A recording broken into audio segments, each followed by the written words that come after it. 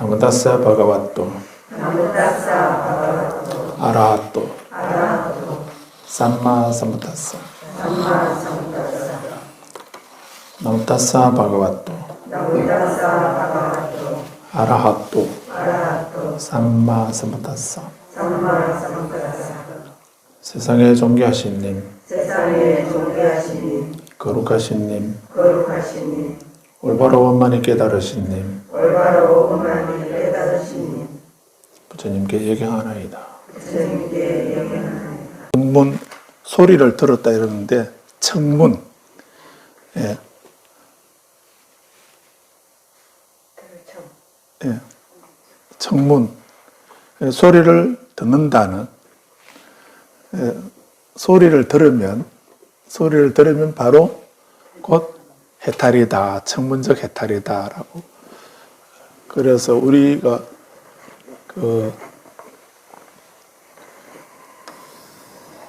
성문영각 이렇게 할 때에, 성문영각이라고 할 때에, 성문영각이라면, 성문이라면은 이제, 들을 청자인데 소리를 듣는다. 또 청문도 소리를 듣는다 이 말이죠. 무슨 소리를 듣겠습니까? 부처님의 말씀을 듣는 거죠. 부처님의 말씀을, 목소리, 부처님의 말씀을 들으면 듣고서 해탈을 얻는다 하는 그 청문적 해탈. 그래서 조금 전에 우리가 성구경 뒷부분을 이제 같이 독서를 해봤는데, 사실 그 독서 끝나고 마쳐야 되는데, 지금 이거 군더더기, 지금 말하는 건 군더더기입니다. 너무나 명쾌하게 부처님이 말씀을 해 놓으셔서 그냥 그 독경 끝나고 우리 법회 끝난 걸로 그냥 돌아가시면 더 그 가르침의 감동이 깊이 남으실 건데, 지금 이렇게 또 이런저런 제가 얘기를 하게 되면 아마 그 감동이 없어져 버릴지 모르겠습니다. 그런데 부처님 말씀을 듣고 해탈을 얻는 데 있어서 일반적으로 그 성구경에서도 나왔지만은 그 선정을 닦았죠. 요가를 했습니다. 요가를 닦았고요. 두 번째는 또 그 선인을 찾아가서 선정을 닦았는데도 부처님이 원하시는 그 해탈을 얻지 못하셨기 때문에 이제 고행을 하셨죠. 그래서 그 두 번째 해탈을 얻는 방법은 그 당시에 가장 보편적인 일반적인 방법들이 고행이었습니다. 요가 선정을 닦거나 또 고행을 하는 이런 방법으로 이제 해탈을 얻는다라고 이렇게 했던 거죠. 그래서 요가 하는 분은 뭐 어느 정도 자기들이 말하는 그 수준에 도달하게 되면 해탈을 얻은 거다라고, 해탈을 했다라고 이렇게 생각을 했던 거고, 또 고행자들도 이렇게, 그래서 그 마지막에 뒷부분에 한번 나올 텐데, 그래서 소처럼 생활하게 되면은 해탈을 얻는다라고 하는 그런 외도들은 일상생활을 그냥 소처럼 그런 생활을 했다는 겁니다. 그리고 또 강아지처럼, 개처럼 생활하게 되면 해탈을 얻는다는 그런 외도도 있습니다.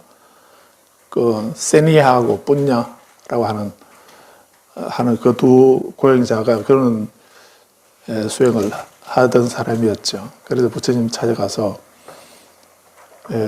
저 친구는 소처럼 수행하면 해탈을 얻는다고 해서 그렇게 생활을, 음식도 새김질 하면서 먹고요. 그 다닐 때도 네 발로 걸어 다니고, 네 발로 걸어 다니는 건가, 기어 다니는 건가, 그런 생각을 하고, 이렇게 하는데, 저렇게 하면은, 해탈을 얻습니까? 천상에 태어날 수 있습니까? 라고 이렇게 질문을 한 경이 있습니다. 그리고 또 다른 고행자는 그렇게 개처럼 생활을 하는, 일상생활을 강아지처럼 그렇게 생활을 했다는 겁니다. 그래서 어떻게 됩니까? 라고, 정말 그렇게 하면 해탈을 얻을 수 있고 천상에 태어날 수 있습니까? 라고 이렇게 여쭤보니까 부처님이 묻지 마라 이렇게 하십니다.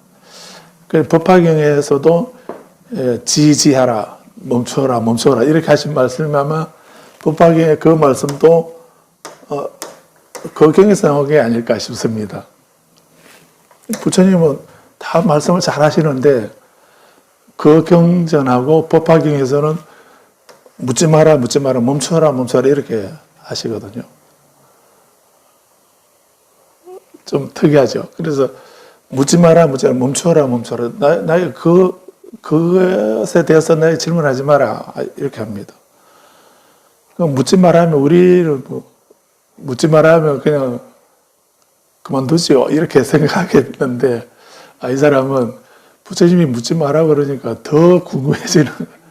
그래서 또 묻고 두 번, 세 번 여쭤보니까 그때서야 이제 부처님이 이 사람이 그냥 근성으로 묻는 게 아니고 정말 알고 싶어서 이렇게 진지하게 묻는, 그걸 아시고 이제 대답을 하시죠. 대답을 하시면서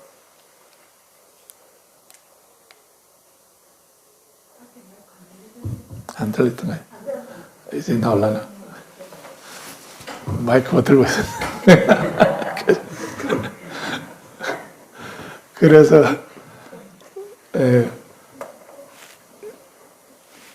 그래서 부처님이 이제 비로소 말씀을 세 번째 꼭 말씀해 달라고 이렇게 말씀드리니 그때서야 말씀을 하시는데, 소처럼 생활하면은 천사에 태어나거나 해탈을 얻는다라고 생각하는 그 사람이 갈 길은 두 곳이다, 두 방향이라고. 그래서 그 고행자들 하는 말대로 그대로 소처럼 생활해서 잘 되면은 다음 생에 천상에 태어나거나 해탈을 얻는 게 아니고 소로 태어난다는 거예요. 왜냐하면 계속 소처럼 생활하는 그런 섭을 들이고 그런 업을 짓고 그런 섭을 들였기 때문에 다음 생에 그대로 지은 업대로 해탈을 얻는 게 아니고 소의 무리로 태어난다는 거예요. 소가 살고 있는 천상에 태어나는 것이 아니고요. 소로 태어난다는 거예요. 본인이 오매불만 계속 소로 태어나 소가 되고 싶은 그런 생각으로 그래서 업을 지었기 때문에, 그래서 잘 되면은 그 고행으로 성공하면은 소로 태어나게 되고, 성공 못하고 실패하게 되면, 잘못되면 지옥에 떨어진다고. 그냥 그 말을 듣고 그 질문한 사람은 기절해버립니다. 통곡을 하죠. 우리가 그런 줄 알면은 그 짓을 하겠습니까? 우리 집에 뽀삐가 아무리 귀여워도 다음 생에 내가 저 뽀삐가 되기를 원하는 사람은 사실 아무도 없죠. 그러지 않겠습니까? 윤회 세상의 고통의 연속인데.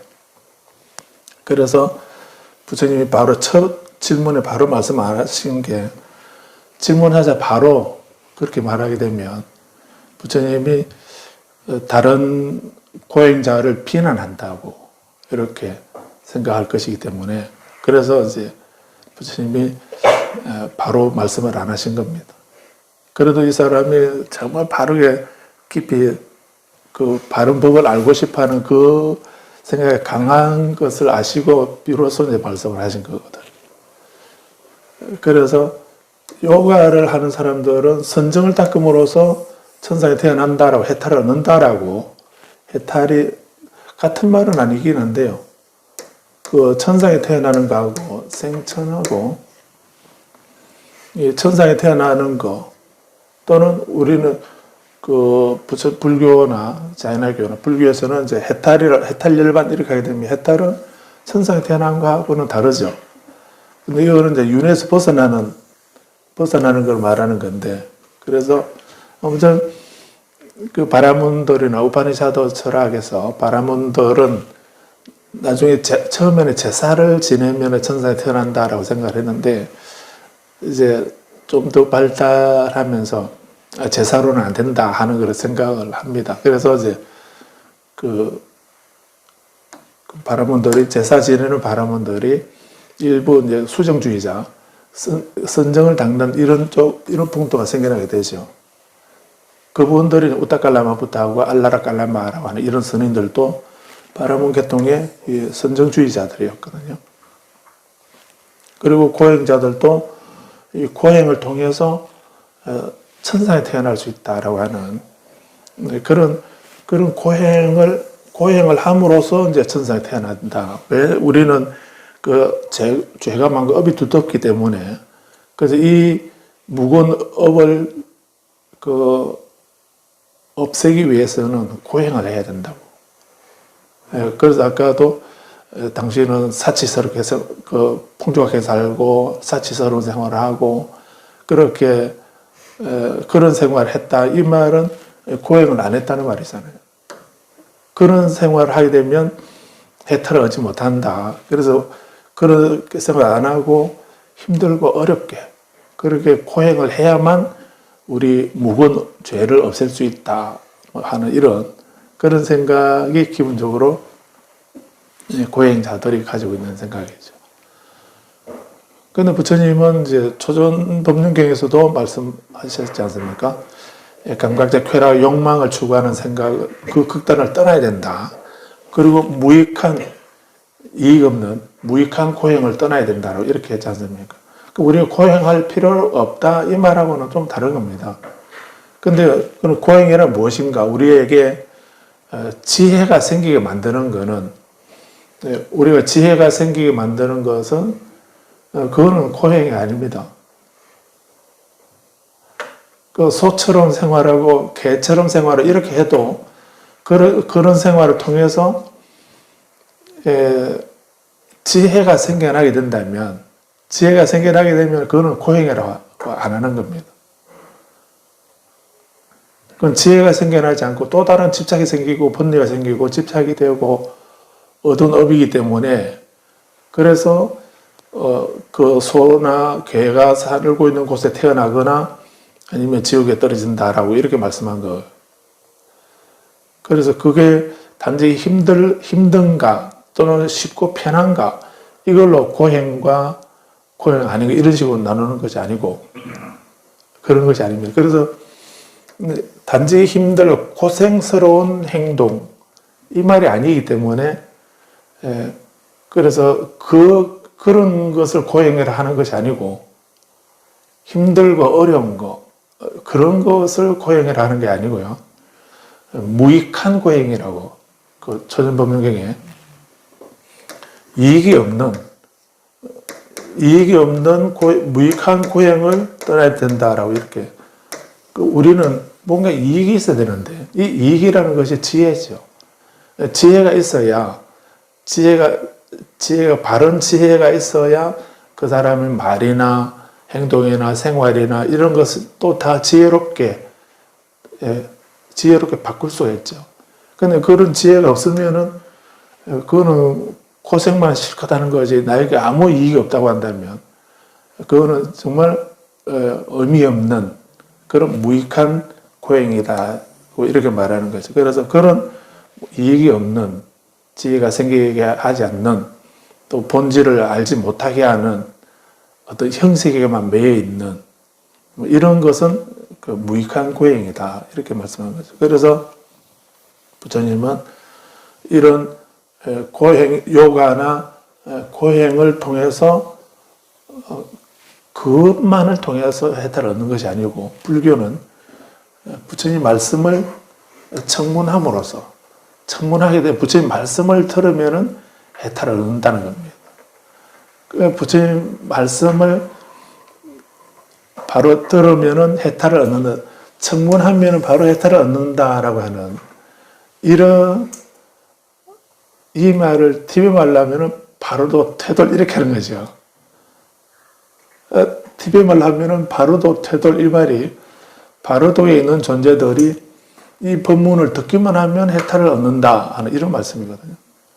이렇게 부처님 말씀을 듣고서 해탈을 얻은 자, 깨달음을 얻은, 해탈을 얻은 자들을 우리는 성문이라는 겁니다. 성문은 소성이라고 하던데, 그거는 못 들은 척 하십시오. 그건 잊어버리시고. 그렇게 이해하지 마시고요. 가장 기본, 부처님, 우리 가르침을 들으면은, 부처님 말씀을 들으면은 바로 해탈을 얻는다. 그럼 우리는 부처님 말씀을 어떻게 듣죠? 부처님 말씀을 들으면 해탈을 얻을 수가 있습니다. 그런데 우리는 부처님 말씀 아닌 게 부처님 말씀인 것처럼 이렇게 되어 있는 것들도 있죠. 그런 것들도 있고, 또 우리는 이제 그 다스 비구들처럼 부처님을 못 믿죠. 못 믿고서 그렇게 수행하고 그렇게 고행하고 이렇게 해도 해탈을 얻지 못했는데 뭐 그렇게 사치스럽게 편하게 즐겁게 이렇게 생활하면서 어떻게 해탈을 얻었다고 하냐? 뭐 이렇게 말하는 것처럼 부처님 말씀은 우리는 믿음이 미약합니다. 믿음이 약해서 그래서 부처님 당시에 이렇게 청문적 해탈 이걸 얻었던 사람들은 그분들은 수준이 낮아서가 아니고요. 부처님에 대해서 절대적인 믿음을 가졌기 때문에 부처님이 하시는 말씀을 그대로 다 그래서 여기도 마지막에 뭐라고 했나요?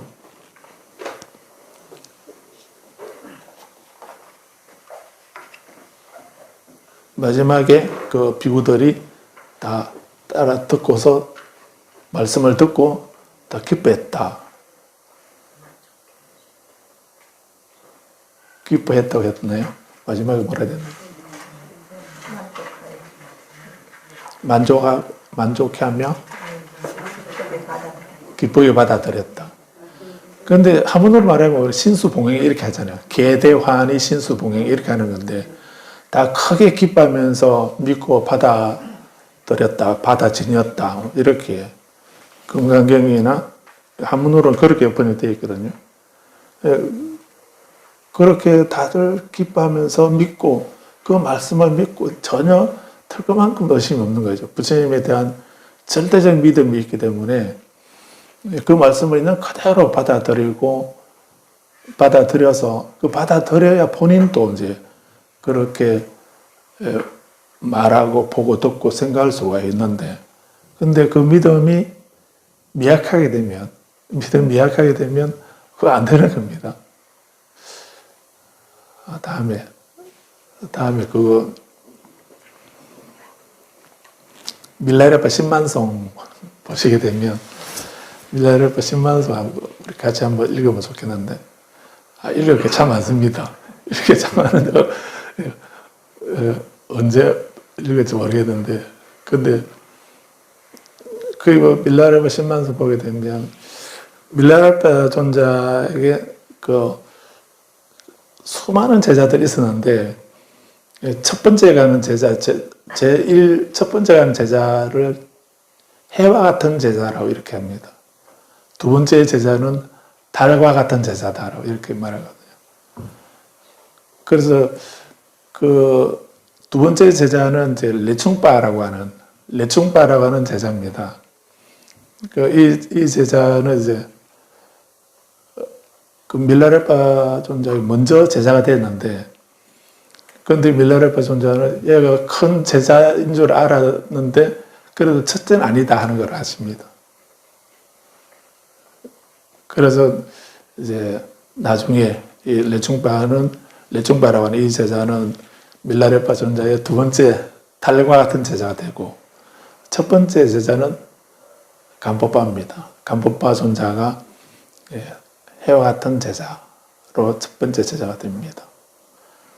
그래서 이제 그 법맥에 그 마르바에서 딜로바에서 나로바에서 마르바에서 밀라레바에서 간포바로 이어지거든요. 이렇게 이제 가교파의 법명은 그렇게 이어집니다. 그래서 밀라레파 존자의 법맥을 이은 분은 그 적소는 바로 간법파 존자입니다.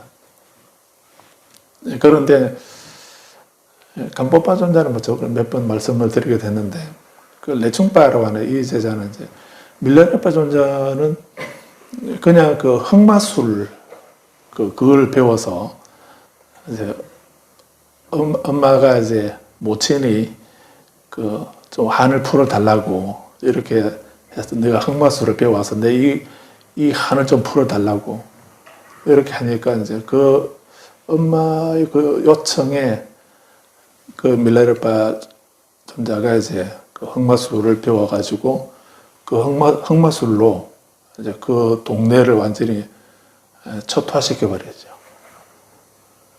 그 엄마가 원하는 대로 이제 그렇게 합니다. 그렇게 하고 난 뒤에 이제 모친 소원은 풀어드렸는데 본인이 너무나 큰 죄를 지었다는 이 생각을 하게 되죠. 그래서 이제 그 자기가 지은 그 죄를 소멸하려고 어떻게 하면 이 죄를 소멸할까? 이렇게 해서 그 악업을 그런데 성근이 있으니까 그렇게 된 거긴 한데 성근이 없으면은 그런 요술이나 사술이나 이런 걸 배우면은 그걸로서 그냥 일평생 그 짓 하면서 사는 분들이 주변에 많지 않습니까? 그게 나쁜 건지도 모르고 그렇게 사는 데가 많은데 밀라레파 존자는 바로 참여를 합니다.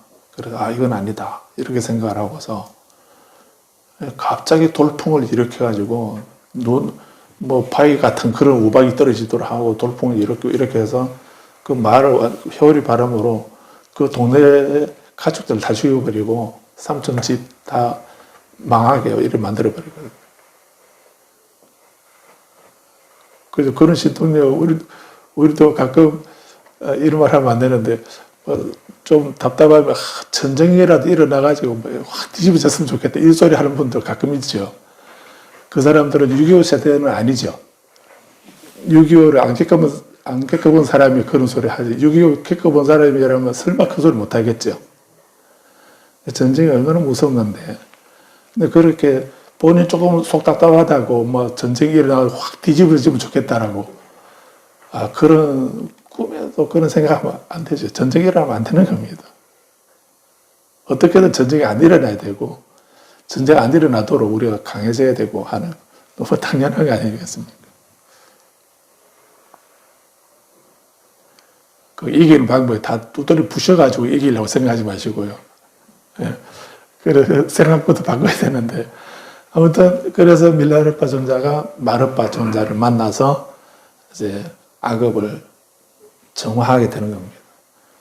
그래서 밀라레파 존자 혼자의 힘으로는 그거는 업을 정화하는 방법도 알 수도 없고 정화할 수도 없고 그런 거 아닙니까? 그런데 바른 스승을 만났기 때문에 그런 치중한 업을 지었는데도 그 악업을 정화할 수 있게 되었던 겁니다. 그래서 수행할 때 혼자 하면 안 되는 겁니다. 혼자 이것도 좀 해보고 저것도 좀 해보고 그리고 또 지금은 세월이 좋아서 손가락만 조금만 움직이면 동서고물 다 왔다 갔다 할 수가 있죠. 그래서 좀 집에 편안히 앉아가지고 그냥 이 얘기도 들어봤다가 이 얘기도 들어봤다가 이 경도 봤다가 저 경도 봤다가 이렇게 이 수행도 조금 해보고 저 수행도 조금 해보고 지금 보면 또 돌아오시면 안 들어보신 얘기 있나요? 안 해본 수행이 있습니까? 다 해봤지 않습니까? 다 해봤지 않나요? 이것도 해보고 저것도 해보고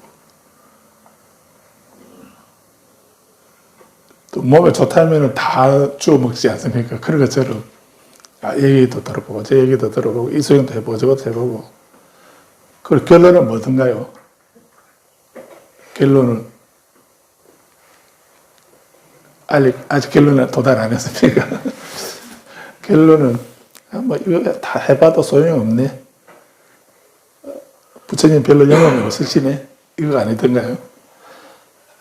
아무튼 이게 잘못 빗나가고 있는데, 그래서 수행이나 공부도 혼자 하면 안 되기도 하고요.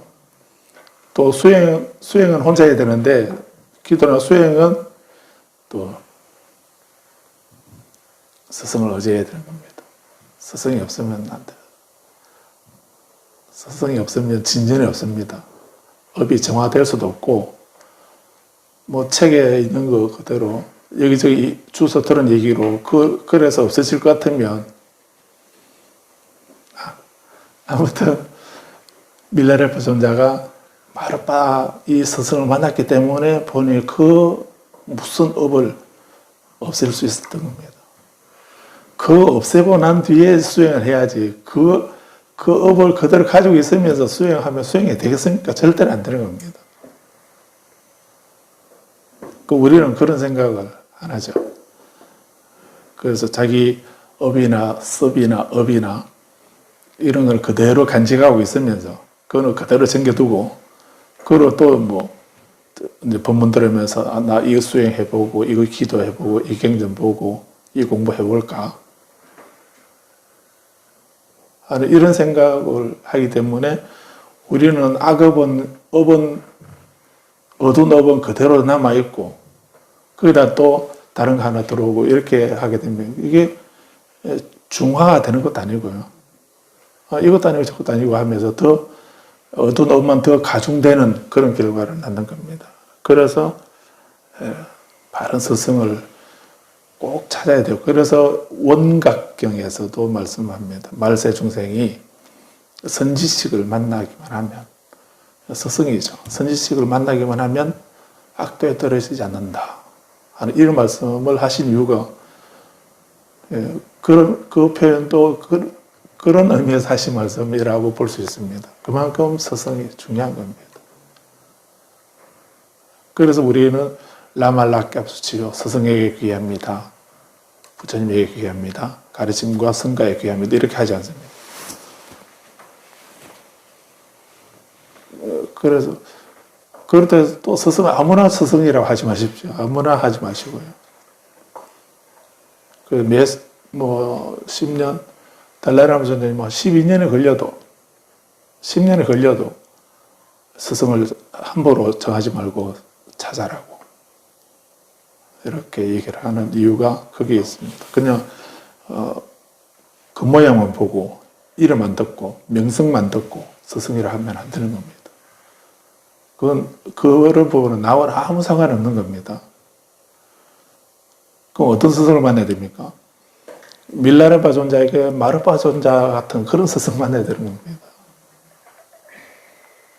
그렇게 해서 이제 그 악업을 다 정화하고 난 뒤에, 정화하고 나니까 그때서 이제 스승 마르파는 가서 이제 네가 하고 싶은 수행을 해라. 이렇게 마하무드라 수행을 일러주시면서 원하는 곳에 가서 수행을 하라고 이렇게 내보내시거든. 그렇게 해서 이제 그런 스승의 가피와 가호가 있었기 때문에 밀라레파 존자는 비록 몸은 멀리 떨어져 있어도 스승하고 먼 곳에 있어도 항상 그 스승의 가르침을 생각하고 그 지도를 받으면서 이렇게 수행하기 때문에 스승과 함께 하는 것이 되는 거죠. 그렇게 해서 정말 목숨을 건 수행을 하거든요. 그렇게 해서 이제 깨달음을 완성하신 분이 밀라레파 존자입니다. 출가자는 아닙니다. 머리를 안 깎았습니다. 근데 깨달음에 머리가 길고 짧고 하는 이건 별로 중요한 게 아니거든요. 근데 밀라레파 존자는 그렇게 이제 정말 치열하게 수행해서 그 마하무드라를 완성하시는 겁니다. 깨달음을 성취하는 겁니다. 불교 경전 하나 안 보고, 그래 해도, 경전 하나 안 보고 이렇게 해도 수행으로 마하무드라 수행을 완성해서 부처님의 깨달음에 도달해버린 겁니다. 우리도 그렇게 하면 되겠네. 뭐 경전 책 보기 힘들고 한데 눈도 아프고. 우리도 그러면 되겠네. 라고 생각하시겠지만 우리는 안 됩니다. 그러면 안 돼요. 우리는 안 되는 이유가 뭔가요? 우리는 안 되는 이유가?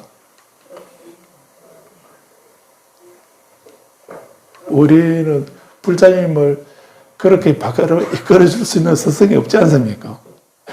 밀라레파 존재는 스승이 계셨기 때문에 그게 가능했던 거고, 우리는 그런 스승이 없기 때문에, 그 스승이 없기 때문에 우리는 안 되는 겁니다.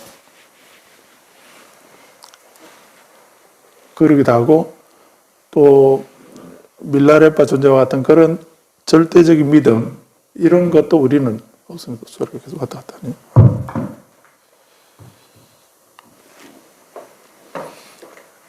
다음에 그 얘기를 더 해드리도록 하겠습니다.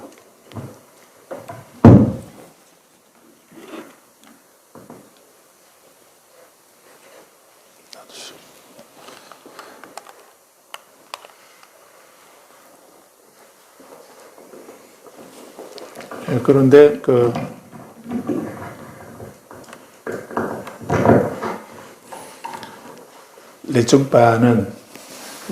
레충파는 밀라레파 존자의 제자가 되긴 했는데,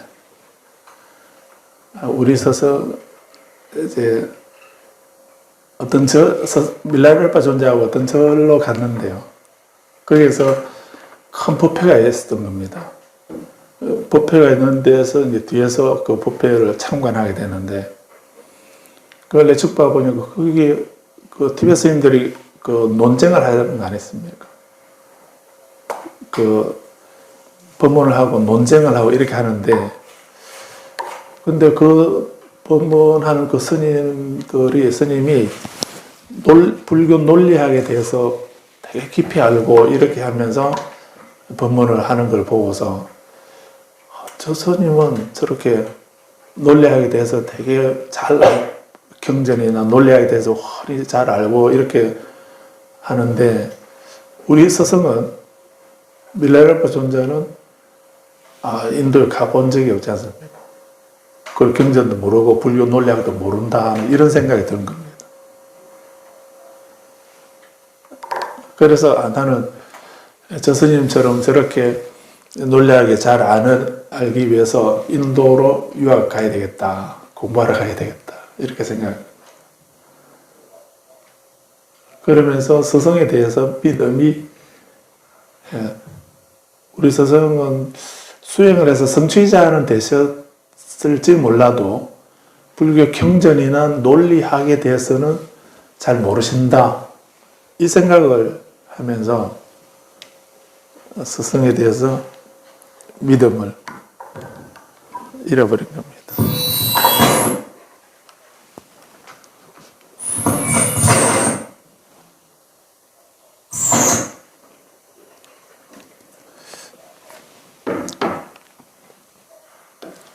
마이크가 문제가 있는 것 같습니다.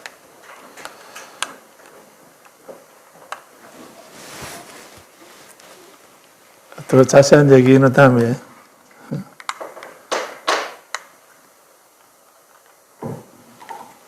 이 스승과 제자의 그 진중한 대화들 정말 중요합니다. 나중에 집에 신만송 있으면 한번 보십시오. 그 부분. 그런데 이제 아무튼 그렇게 해서 밀라레파 존자는 가지 말라고, 가지 말고 여기서 그냥 수행하자, 이렇게 얘기하시는데도 레충파는 이제 스승에 대한 믿음이, 우리 스승은 무식하다 라고 하는 그런 생각이 먼저 깔려 있으니까 스승의 말이 귀에 안 들어오는 겁니다. 그래서 이제 인도로 유학을 가서 공부하고 옵니다.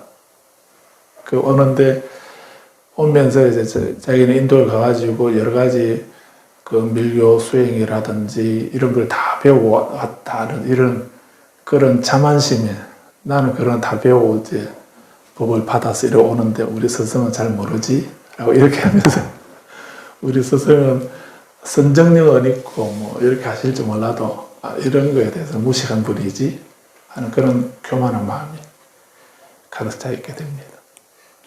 그런 마음을 가지고 이제 오죠. 그런데, 그래서 밀라레파는 그거를 다 읽죠.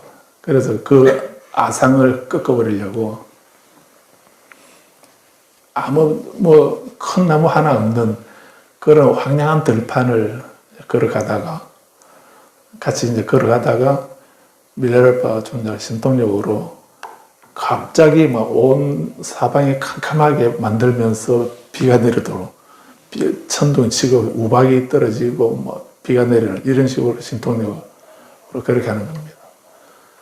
그러니까 갑자기 길을 가다가 두 분이 길을 걸어가는데 그렇게 날이 어두워지면서 그냥 그렇게 우박이 내리고 소나기가 내리고 바람이 불고 이렇게 하니까 몸을 제대로 가눌 수 없을 정도로 바람도 세고 뭐 이렇게 되죠. 그러니까 레정바는 이제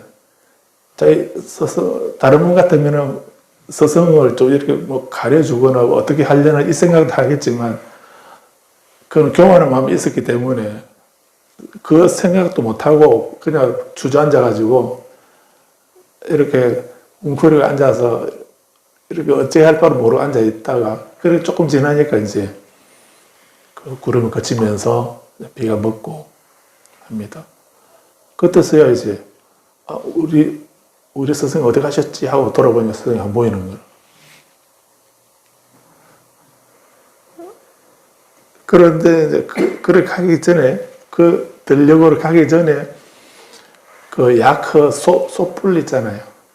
소뿔 하나가 버려져 있는 것을 봅니다. 그래서 밀레르파 존재가 저거 주워라, 저거 주워서 가져가자 이렇게 하니까 그 주인이 그 시주한 것도 아닌데 그걸 왜 가져갑니까? 라고 그러면서 저런 그리고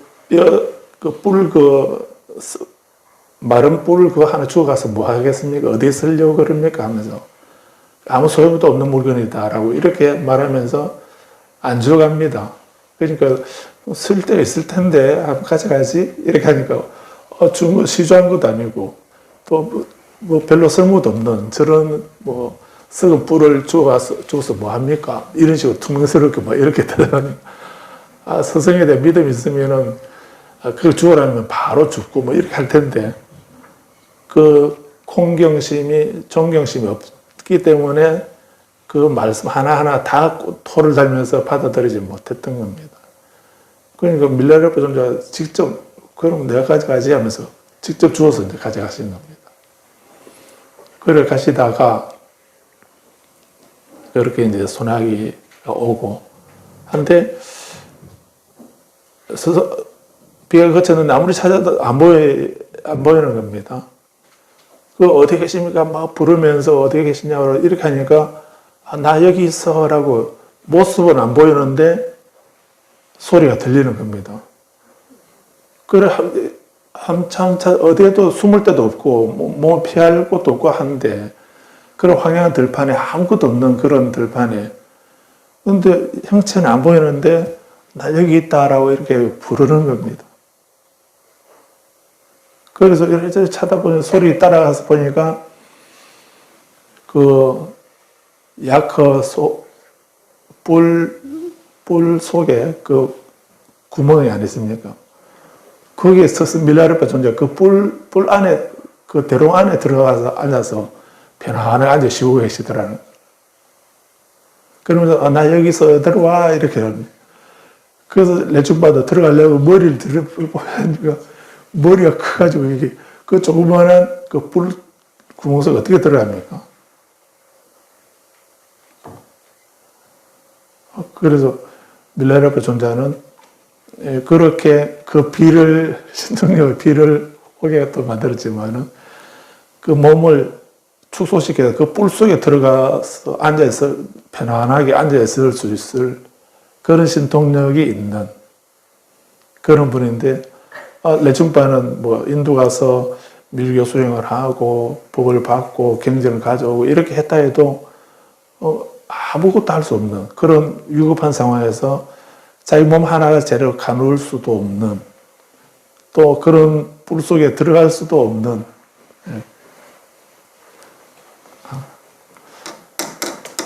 그래서 이 밀레르파 존자가 우리 스승은 정말 위대한 분이시다 하는 것을 본인이 알게는 됩니다. 그런데도 아직도 절대적인 믿음은 안 생기는 그런 상태가 되죠. 그러다가 좀 길을 가다가 조금 쉬려고 하면서 이제 그 조금 비 맞고 이렇게 해서 좀 추워지고 하니까 우리 몸 좀 따뜻하게 하자라고 하면서 그래서 나 밀라레파 좀 나 모닥불 피워놓을 테니까 가서 물을 좀 겨울에 가서 물 좀 떠와라라고 이렇게 하니까 그 레청바는 물 들어갑니다. 물을 들어가는 내가에 물을 들어가고 밀라레파 존자는 이제 나무 모닥불을 이렇게 피우고 계시기로 이렇게 했는데 물 들어가가지고 내가에 보니까 오리들이 지금도 주변에 작년보다 오리가 많이 생긴 것 같더라고요. 오리궁에서 탈출한 오리들인가.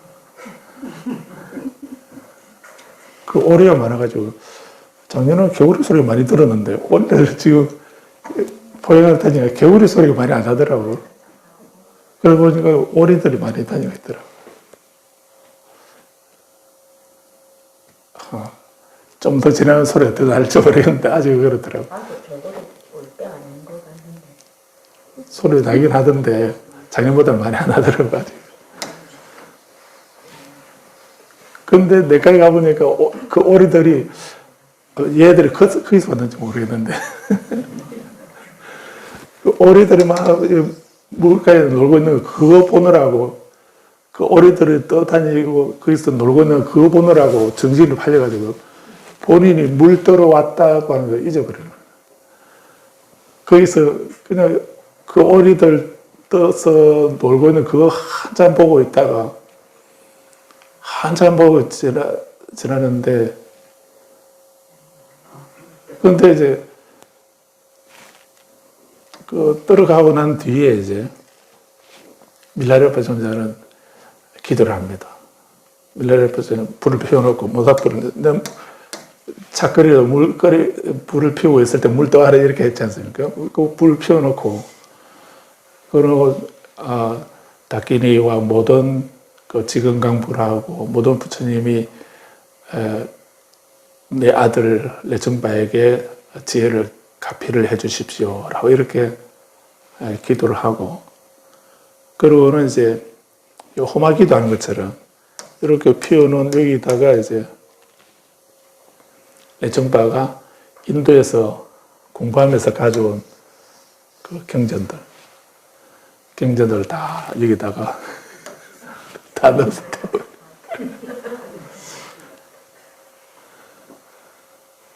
그리고 그 경전을 다 불 속에 다 넣어 태우면서 내 아들 레청바에게 바른 가르침의 진리의 불꽃이 피어나게 하소서라고 이렇게 하면서 이거 그냥 경전책을 다 태워버립니다. 근데 그런 줄도 모르고 얘가 아니지. 레청바는 한참 이렇게 오리들 구경하다가 끝나고 그러다가 한참 지나고 난 뒤에 물 뜬다는 걸 잊어버리고 있다가 그러다가 이제 그때서 한참 지나고 난 뒤에 이제 내가 물 들어왔지 이렇게 생각하고서 물을 뜨고서 이제 가보니까 그 스승이 이제 모닥불 피워놨는데 그게 보니까 모닥불에 책이 자기가 가지고 있는 책이 거의 다 타버리는 거예요. 다 타고 몇 장 이제 조금 타고 있는 거 몇 장 보이는 그런 정도. 거기서 어떻게 했겠습니까? 나룻바가 기절을 해버리는 거예요. 자기 생명보다 더 소중하게 생각했던 이것 때문에 나는 이거를 알고 이걸 얻어왔고 이걸 알고 있는 그런 지식인인데 우리 스승은 이걸 모른다라고 생각하고 있었는데 그렇게 소중하게 생각했던 그 책을 그 경전을 다 불태워버렸으니까 어떻게 되겠습니까?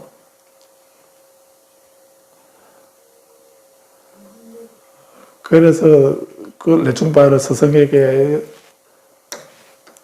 돌려달라고 이 책 태운 거 왜 책을 태웠냐고 막 한가하면 울고 하면서 돌려달라고. 그래서 내가 태운 거는 삿된 수행 방법이나 삿된 가르침이나 이런 거 있는 거, 그런 거는 너에게도 도움 안 되고 많은 사람들에게 해악을 끼치는 것이기 때문에 그래서 내가 태워버렸다. 이렇게 얘기하시는. 그거 어떻게 믿겠습니까? 그렇게 하다가, 그래서 이제 그 뒤로 밀라레파는 여러 가지로 신통력을 레충파 마음 돌리려고 이제 그런 거 형성에 집착하지 마라. 그 집착심을 아상을 끊고 집착을 버리도록 하려고 일단 먼저 가장 강력한 방법으로 책을 불태워버리고, 그리고 레충파가 뭐 앉아서 울고 앉아있는 그 옆에서 밀라레파는 뭐 상상을 할 수 없는 그런 신통력을 다 보이는 거예요. 그렇게 해봐도 신만성 보면은 레충파는 이렇게 쳐다보면서 별로 신통하게 생각 안 하고 막 그렇게 합니다. 그래도 밀라레파는 그 제자를 깨우치려고 온갖 신통력을 다 보이고 이렇게 하면서 레충파의 마음을 서서히 바꿔갑니다. 그래서 나중에는 이제 레충파가 스승에게 참여를 하죠. 참여를 하고서 이제 달과 같은 제자가 됩니다. 뭐 말씀드리려냐면, 법문만 듣고서 바로 해탈을 얻을 수 있는 거는 그 법을 쓰라는 부처님이기 때문에, 부처님이 하시는 말씀이기 때문에 그러고, 누구나 한다고 그렇게 되는 건 아니고요. 부처님이 말씀하시는 거기 때문에 그 부처님 말씀을 듣기만 하면, 그 말씀을 듣는 것만으로도 요가를 닦거나 고행을 안 해도, 이런 걸 안 해도 이 말씀을 들으면 바로 해탈을 얻었다는, 그게 부처님 제자들입니다. 그런 부처님 말씀이 우리가 지금 전해지고 있는 경전인 건데, 그런데 그렇다면 우리도 지금 경전을 읽으면 바로 해탈을, 독경적 해탈 이렇게 될 텐데 그래야 되는데 그건 왜 안 되는 거죠? 우리는 관자재보살 행심반야 바람일다시 조겨놓은 계공도 일체고 이렇게 해도, 그 부분 읽어도 관세음보살은 도일체 고액이 되는데 우리는 전혀 도일체 고액이 안 되죠. 왜 그런가요? 관세음보살은 도일체 고액을 했다는데 우리는 왜 안 되죠? 우리는 그 의미를 몰라서도 그냥 한문으로 읽기만 읽지, 읽기만 읽고, 만약에 그 소리가, 글자가 해탈을 얻는다고 하면은, 그 글자를 못 실으면 다 해탈을 얻은 집안이 되나요? 만약에 연불만 하면은 그 소리가 해탈을 얻는다, 이렇게 하게 된다면은, 그럼 우리 집에 연불기 틀어놓으면은, 기도 안 해도 연불기만 틀어놓으면은 우리는 다 해탈을 얻게 되는 겁니까? 그건 아니지 않습니까? 연불기 틀지 말라는 얘기가 아니고, 잊어버리고 있다가 연불기 틀어놓게 되면 그 소리를 들으면서 다시 부처님으로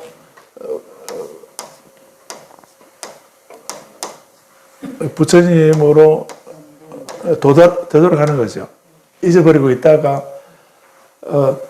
남아미타 또는 관세음보살 또는 뭐 온만의 반면 이런 주문 소리 들으면 평소에는 잃어버리고 있다가 그것을 듣는 순간 다시 또 부처님 하면서 또 돌아가고 그렇게 되돌아갈 수 있는, 자기에게로 되돌아갈 수 있는 또는 삿띠를 할 수 있도록 만들어주는 계기가 되는 거죠.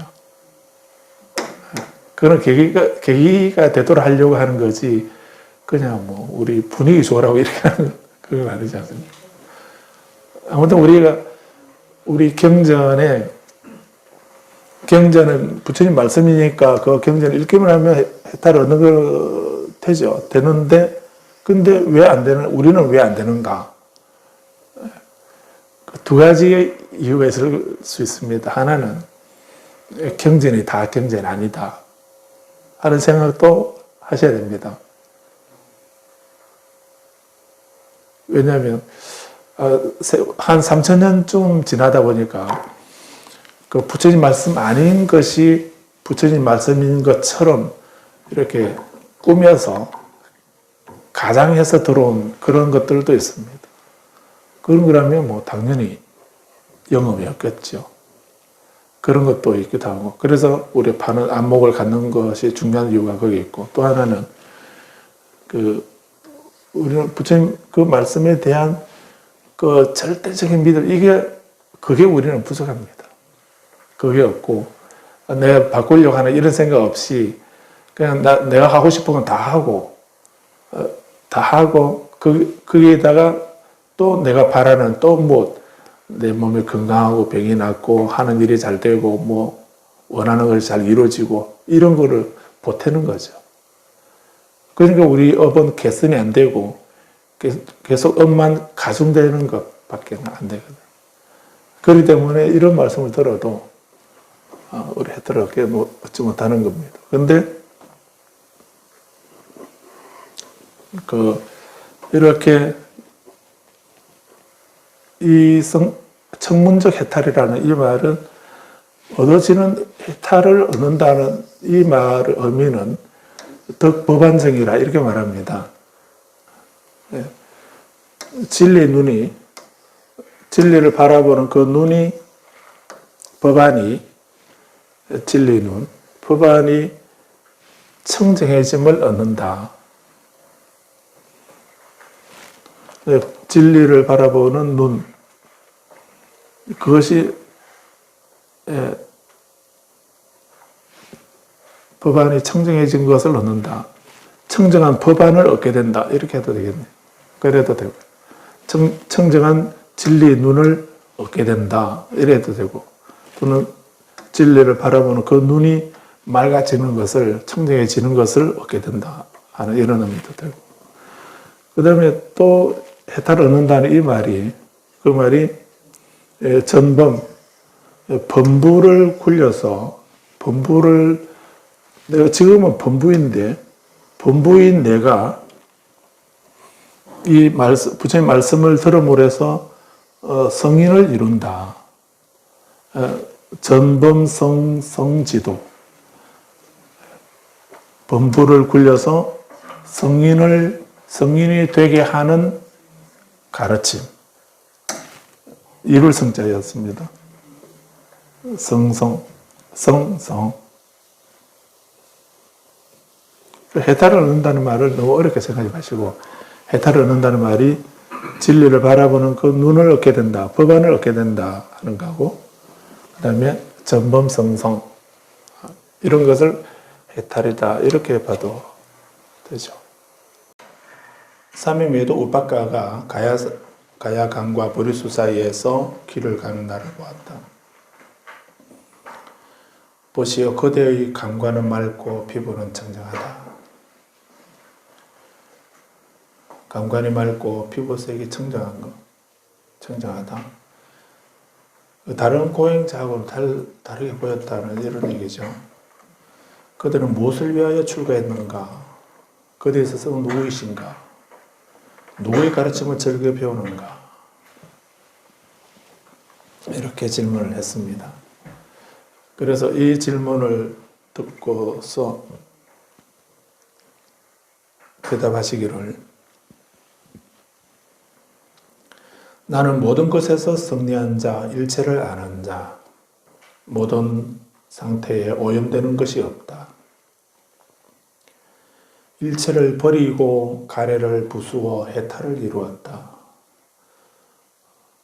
이런 깨달음은, 이런 진리는 스스로 알았으니 내 스스로 알았다.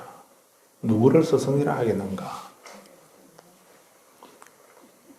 이 말을 이제 무사도고 이렇게도 말하죠. 스승 없이 홀로 깨달으셨다. 이런 의미죠. 이 말씀으로 보게 되면 부처님이 깨달음 얻으신 것은 계시를 받은 것하고는 다르다는 겁니다. 계시를 받아서 얻은 거, 점지해 주신 거, 누가 깨닫도록 해 주신 거, 이런 것이 아니라는 이런 의미죠.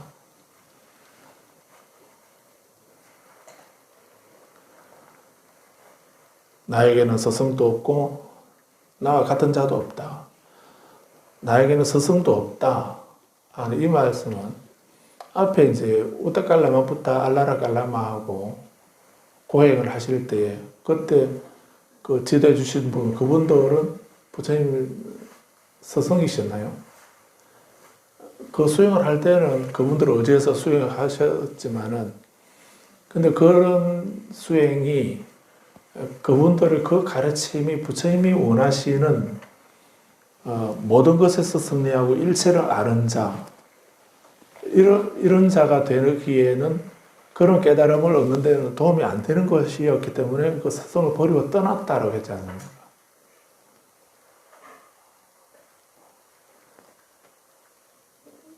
그래서 만약 그분들의 그 가르침으로 깨달음을 얻어서 부처님이 되셨다고 한다면은 부처님의 스승은 그분들이죠.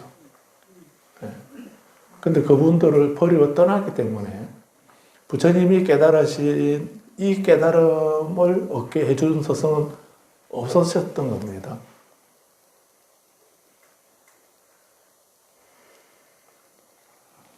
그래서 무사도고라고 이렇게 말씀하는 거고, 나에게는 스승도 없다. 나와 같은 자도 없다.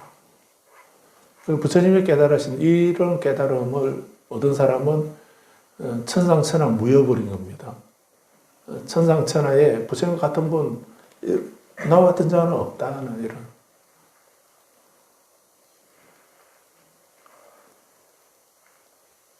그런 깨달음이기 때문에 특히나 또 부처님이 여기서 가시성으로 가시는 이유가, 녹야원으로 가시는 이유가 누구도 깨달은 적이 없는 그런 깨달음을 얻으셨기 때문에 실험을 해보시고 싶은, 인정을 받고 싶은 그런 것들, 그런 마음들도 계셨을 거라고 생각할 수도 있습니다. 그게 나쁜 것이 아니고요. 이게 정말로 올바른 바른 깨달음인가? 나만 가지고 있는 어떤 착각이나 이런 건 아닐까? 이런 생각도 하셨을 수 있겠죠. 그런 생각을 하셨기 때문에 녹야원에서 부처님께서 사성제를 말씀하실 때 교전녀가 먼저 교전녀 존자가 무상을 깨달았다. 무상을 깨달았다. 조건 지어진 모든 것은 사라지는 법입니다. 라고 이렇게 무상을 자각했을 때 부처님이 교전녀가 궁극적인 알을 얻어도다. 라고 이렇게 탄성을 지르고 좋아하셨던 이유가 그냥 다른 때하고는 다르죠. 부처님이 깨달으신 내용을 설명하시는 아주 아까 우리는 감동적인 부분을 읽어봤습니다. 부처님이 5 비구에게 그 5 비구가 보통 우리 쓴 어록을 보면은 언하에 스승이 말 똑 떨어지니까 이 말이죠. 언하에 대오했다. 언하에 그 말씀 끝에 말씀을 하자마자 대오 크게 그 제자가 크게 깨달음을 얻었다. 언하에 대오했다. 이런 표현이 있거든요. 저도 그래 되는 줄 알았습니다. 저도 이렇게 언하에 대오하는가 이렇게 생각하고서 그렇게 생각하고서 출가를 했었는데 보니까 그게 아니더라고요.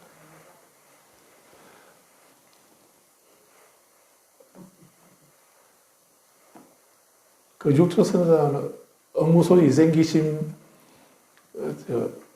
그 다음 1학년 때 그 생각을 했습니다.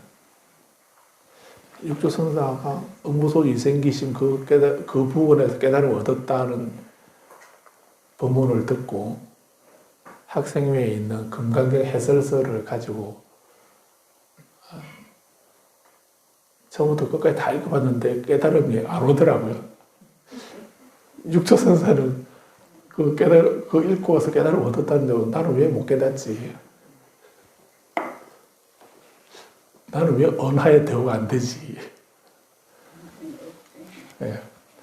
그래서 이렇게 부처님이 오비구에게 사성제를 말씀하실 때 그 5비구가 언하에 부처님이 말씀하시니까 언하에 대화하셨나요? 그게 아니었죠. 내가 두 명에게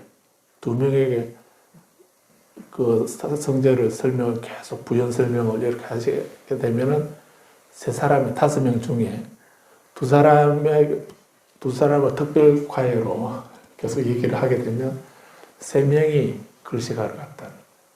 3명이 글식을 해와서 우리 6명이 같이 나눠 먹었다. 또 3명을 붙잡고 막 얘기를 하게 되면 2명이 가서 글식 해와가지고 그 2명이 글식 해온 게 얼마나 이렇게 많이 얻어오셨겠나요? 2명이 바로 들고 가가지고 얻어온 그 글식 한 걸로 6명이 나눠 먹었다. 며칠 동안 그렇게 하셨는지 그 기록은 없습니다. 아마 여러 날, 아마 몇 주나 몇 달이나 이렇게 걸렸을지도 모릅니다. 그런데 경전에서는 부처님께서 이렇게 사성제 말씀하시니까 교전여 비구가 바로 무상을 깨달았다. 이렇게 말씀하고 있긴 하지만 그 사이에 얼마나 많은 질의응답이 있었는지, 정문적설을 얼마나 많이 하셨는지 우리 생각해야 되는 겁니다.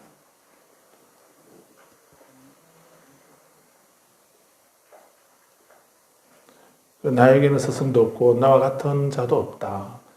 그냥 읽지 마시고, 그래서 이 부분도 쉽게 생각할 부분은 아닌 것 같습니다.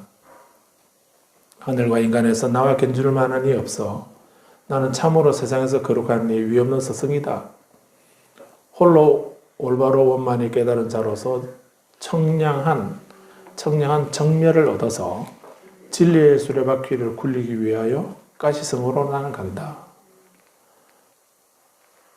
왜 가는가? 눈먼 세계에서 감노의 북을 두드리려고 나는 가시성으로 간다. 이렇게 말씀하는 거죠.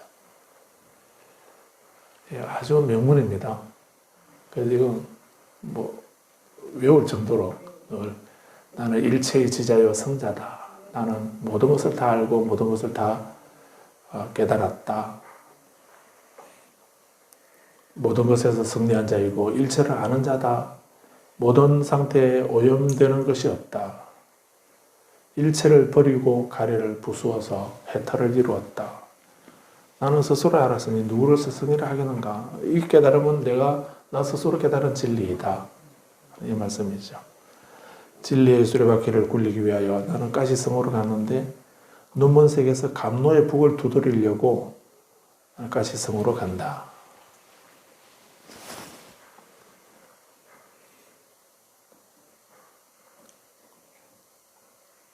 그러니까 우빠가가 이때 부처님 나이가 35이라는 얘기입니다. 35 젊은 청년이 이렇게 말을 하니까 우빠가 이 삼행 외도가 기가 막혔겠죠.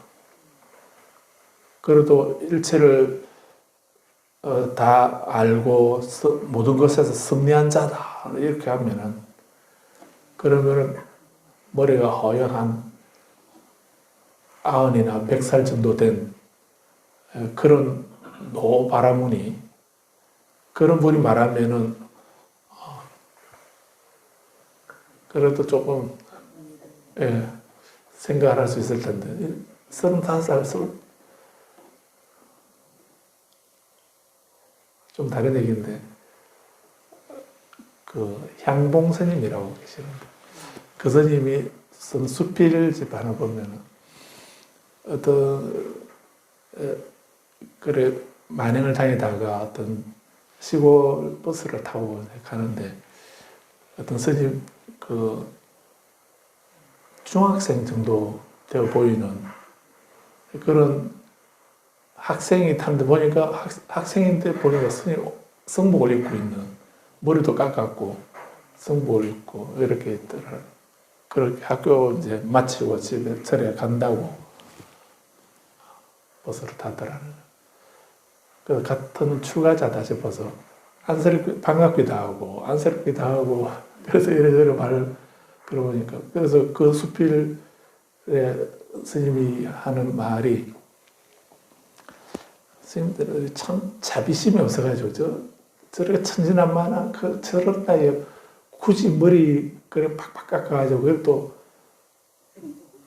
선복을 입혀서 저렇게 학교로 보내야 되는가 이렇게 그냥 좀 편하게 저렇게 이렇게 학교 다니고 공부하고 이렇게 할 수 있도록 해주 우리는 그래 못하는가 뭐 이런 식으로 이제 그런 얘기를 하고 있던데 근데 걔가 이제 그 스님에게는 그 사비 동자 선생에게는 그렇게 말 못하고 이래저래 얘기하다가 이제 학교 마치고 온다는 또 절에서 다닌다는 이런 얘기 다 듣고 하다가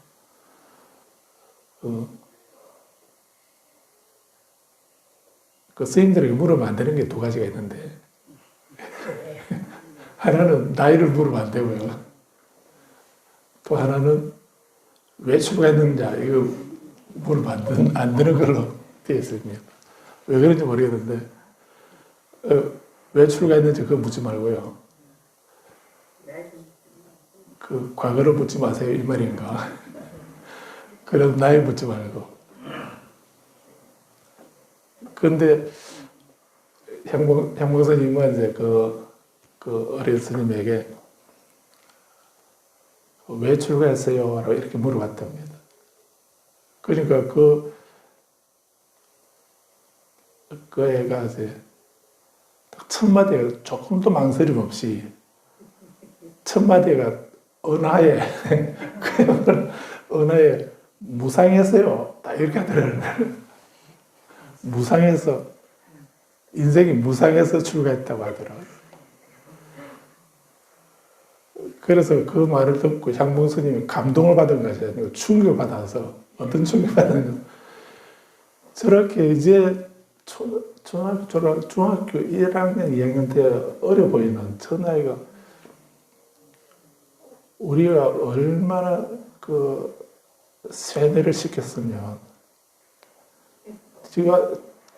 지가 인생을 살아서 얼마나 살아봤다고 그 나이에 인생이 무상했어요. 이렇게 말을 하는가. 그 삼위의 스님 뭐 깨달으면 우리가 무시하는 건지 모르겠는데. 근데 그 향봉 스님은 그렇게 절에서 학교 보내준다고 그렇게 보내준다고 머리를 또 깎여가지고 성복까지 입혀서 이렇게 학교 다니는 게 너무 심한 게 아닌가 이 생각하고 그 다음에 저렇게 인생을 즐겁고 뭐 좀 긍정적으로 그렇게 세상을 바라보고 수행하고 공부하고 수행하고 이렇게 해야 되는 게 아닌가.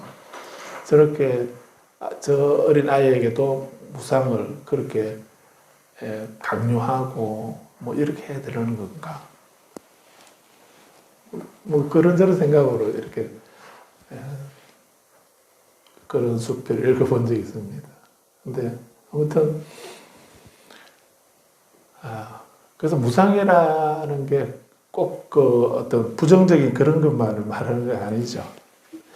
그래서 더덥다, 허무하다 하는 그런 생각만 하게 되면 그 부처님이 말씀하시는 무상의 의미는 꼭 그 의미만 있는 것은 아니다고 계속 말씀드리죠.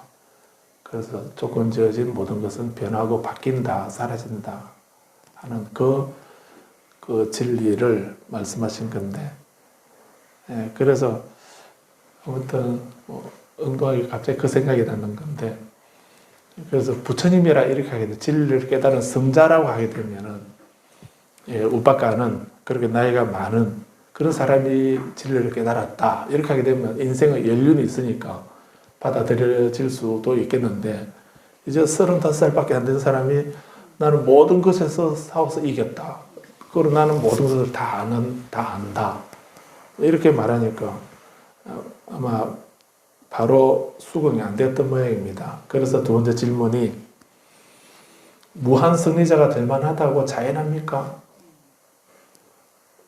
이 말씀 부처님은 나는 진리의 수레바퀴로 굴려서 눈문 세계에서 감로의 북을 두드리려고 나를 지금 가시성으로 나는 지금 간다. 이렇게 말씀하게 되면 그런 부처님 깨달은 진리에 대해서 좀 더 한번 더 여쭤본다든지 뭐 이렇게 긍정하는 이런 말을 하면 또 얘기가 달라졌을 텐데 그런 부처님의 말씀에 대해서는 다른 얘기가 없고 우리가 무한 승리자가 될 만하다고 생각하냐? 라고 이렇게 질문한 거거든요. 그 무한 승리자라는 이 말은 밑에 보면 정신적으로 해탈한 인간을 무한 승리자라 한다. 뭐 이렇게 조가 되어 있습니다.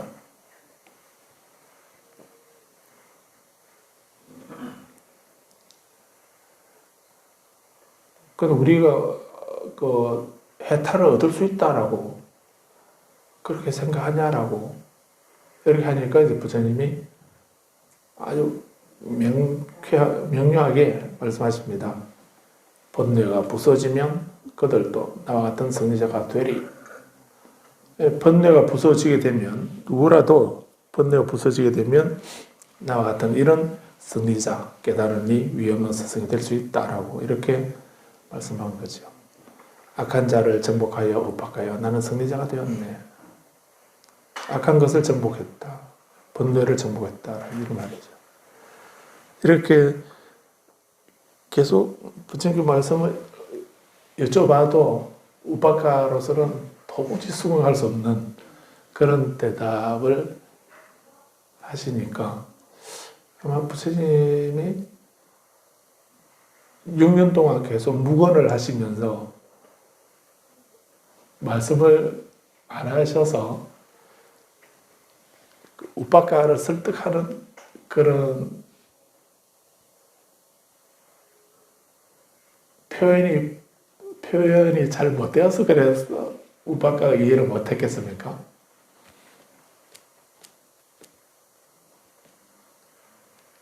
그런 건 절대 아니죠. 그런 건 아니고.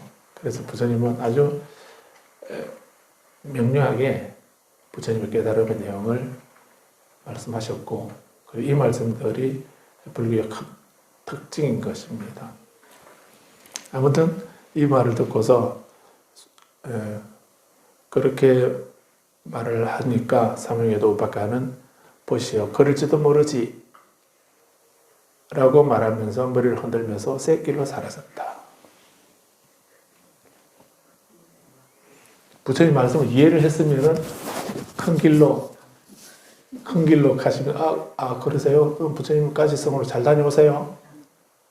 이렇게 아마 하고서 큰 길로 그냥 바로 갔을 텐데 수긍 못했기 때문에 이 사람이 혹시 좀 어떻게 이상자가 되신 게 아닐까. 그래서 그냥 큰 길로 그냥 계속 가던 길로 가면 따라와서 어떻게 할까 봐. 그래서 새 길로 살짝 빠져버린 게 아닐까. 그런데 추석에 보면은 이 우박가가 나중에 부처님 제자가 됩니다. 이 사명외도였는데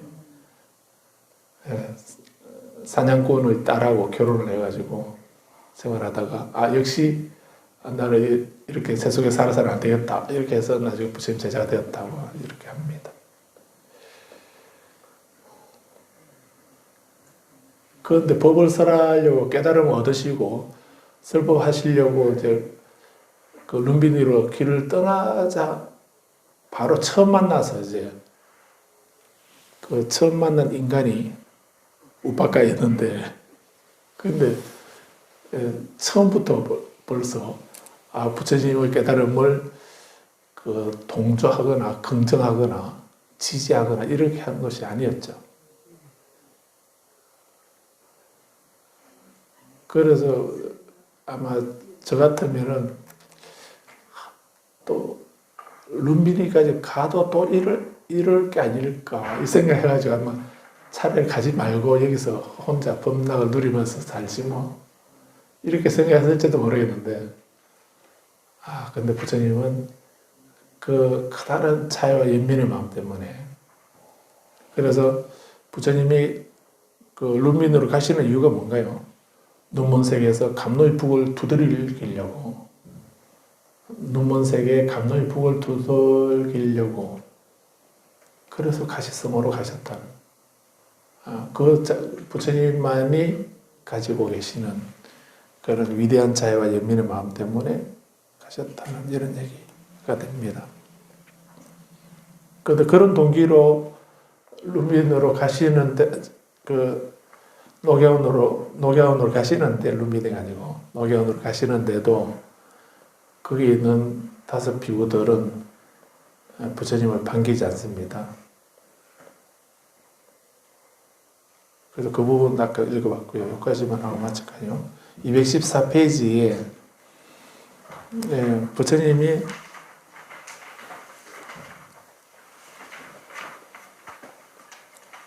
그 비구들에게 이렇게 하시는 말씀, 아주 감동적인 말씀입니다.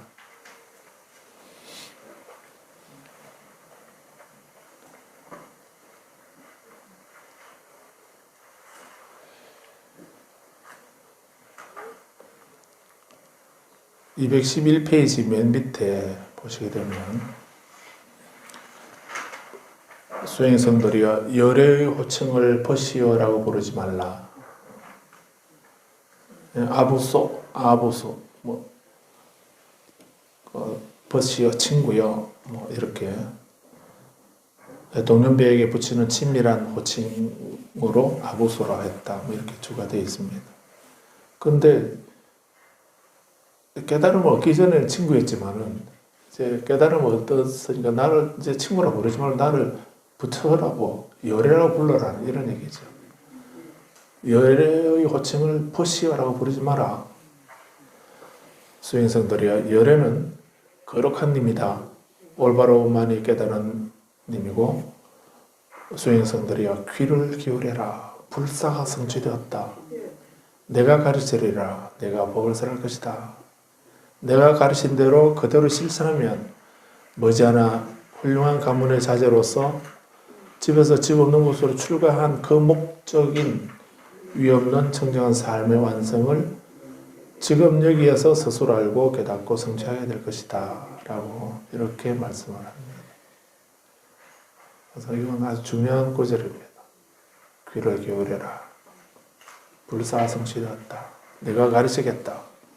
내가 법을 설할 것인데 내가 가르친 대로 그대로 실천하면 머지않아 훌륭한 가문의 자제로서 출가한 자로서 출가의 목적인 위없는 청정한 삶의 완성을 다음 생이 아니고 지금 여기에서, 이 생에 지금 여기에서 스스로 알고 깨닫고 성취하게 될 것이다. 여기에 대한 확신을 가지게 되면 우리도 아까 계속 말씀드렸던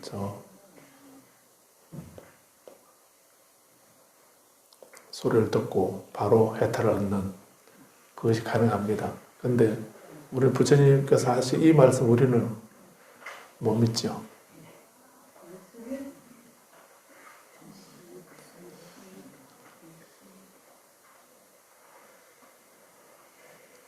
우리 믿음이 미약해서 그런 것입니다.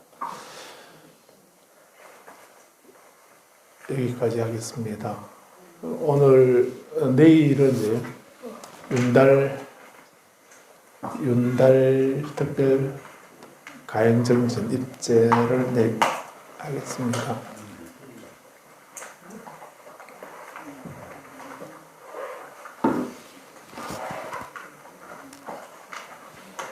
한 장 가져오실래요? 그래서 내일부터 일주일 동안만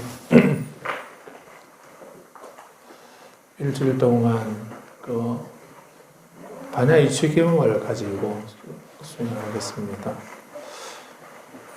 그 반야이취경 기도 기간이기 때문에 독경하도록 하겠습니다. 밀라레바 존자가 그 마르파 스승을 만나서 업을 정화하는 것처럼 우리 또이 윤달 가행정지는 예수제와 같은 그런 의미로 내 업을 밝히고 정화하고 밝히는 그런 기도가 예수제입니다. 자신의 업을 미리 이 세상 인연이 닿기 전에 미리 내 업을 밝히자 하는 것이 그게 예수제입니다. 그 예수제는 뭐 어떤 그런 그 복잡하고 장엄한 의식이 있는 것이 아니고 예수제는 수행을 해야 됩니다. 그리고 또 그런 의식을 하는 그런 예수제 하는 데가 있으면 인연이 있으면 또 참여도 하시고요.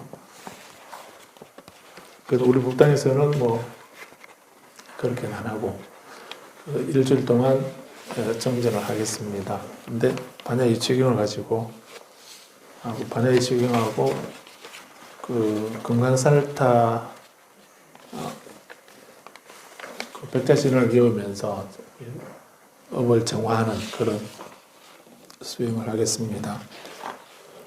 그리고 반야이치경에 대한 공부는 또 다음에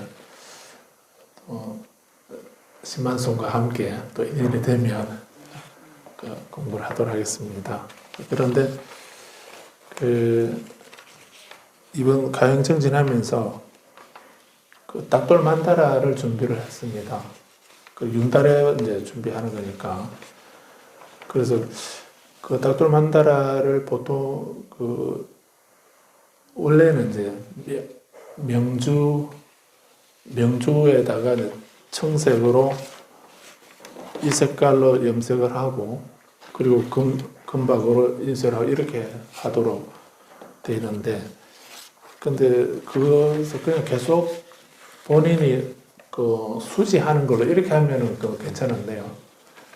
이제 나중에 그 우리 집안에 또 어른들이나 이렇게 인연이 다 되신 분 돌아가시게 되면 그 입관할 때 이제 이 딱돌은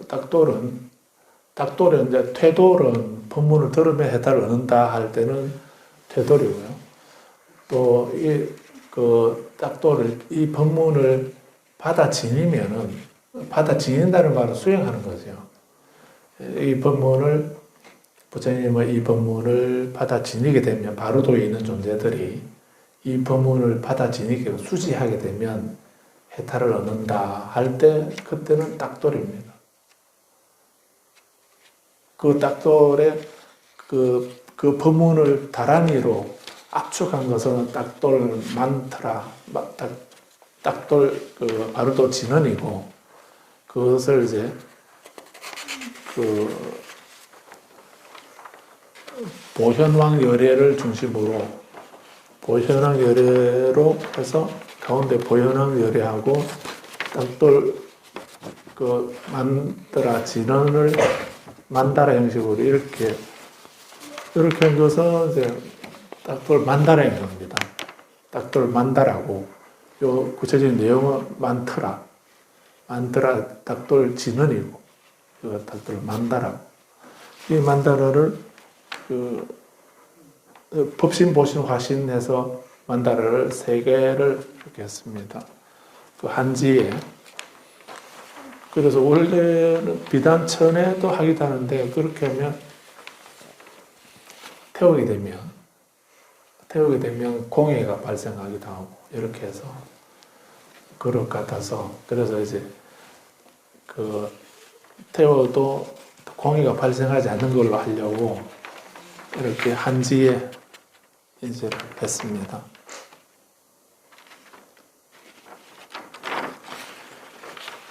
이 딱돌 만다라를 모시고 일주일 동안 기도를 하고 기도 회양하고서 이제 모시고 가도록 이렇게 하겠습니다.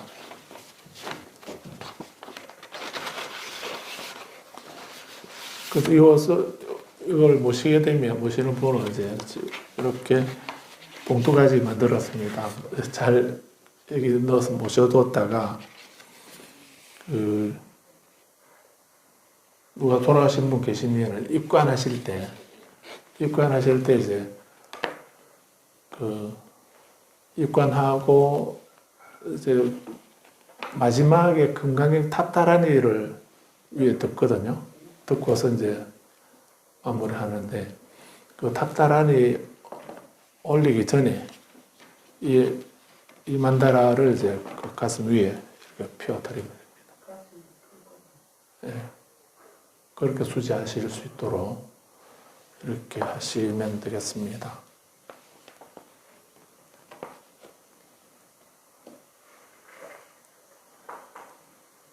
불자님 거를 준비하셔도 되고요. 또 그 예수제니까 자기 거를 준비하는 거는 그렇게 하고 또 집안에 어른들 계시면 준비해 두셨다가 이렇게 수지하실 수 있도록 해드리면 크게 효도하는 거라고 볼 수 있습니다. 가피가 있습니다. 그리고 또 몸이 병원에 계시거나 이렇게 몸이 많이 안 좋으실 때 그럴 때는 이걸 좀 더 좁게 접어서 비닐팩에 이렇게 넣어가지고요. 그래서 몸에 진이도를 하시든지 아니면 그 자리에 밑에 깔아서 그 베개 밑에 두셔도 되고 몸에 진이도록 하셔도 되고 그래서 비닐팩에 넣어서 이렇게 하게 되면 이제 땀이나 이런 데 젖지 않을 수 있도록 이렇게 하실 수도 있습니다. 그런 용도로 하시게 되면 또 이 닭돌 만다라가 아주 가피가 불가사의합니다. 그렇게 아무튼 내일부터 하는 기도에 같이 모시고 기도를 하고 회양하면서 모셔갈 수 있도록 이렇게 하겠습니다. 참여하셔서 정리를 잘 하시기 바랍니다. 마치겠습니다.